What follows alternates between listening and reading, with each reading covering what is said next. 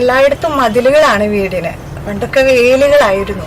അപ്പൊ യഥേഷ്ടം വേലികളിൽ നമുക്ക്, അല്ലെങ്കിൽ അടുക്കള തോട്ടങ്ങളിൽ വളരെ ലഭ്യമായിരുന്ന ഒന്നാണ് ഈ കസ്തൂരി വെണ്ട. നമ്മുടെ ഇതിൻ്റെ ഇലയായാലും പൂവായാലും എല്ലാം നമ്മുടെ സാധാരണ വെണ്ടയോട് സാമ്യമുണ്ട്.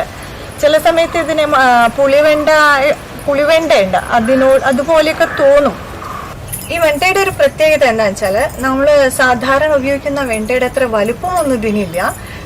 ചെറിയ വലുപ്പമേ ഉള്ളൂ. പക്ഷേ നമുക്ക് ഇതുകൊണ്ട് തോരൻ വയ്ക്കാം, മെഴുക്കുപുരട്ടി വയ്ക്കാം. മെഴുക്കുപുരട്ടി, സാമ്പാർ, സൂപ്പ് എന്ത് വേണമെങ്കിലും ഇത് വെച്ച് ചെയ്യാം.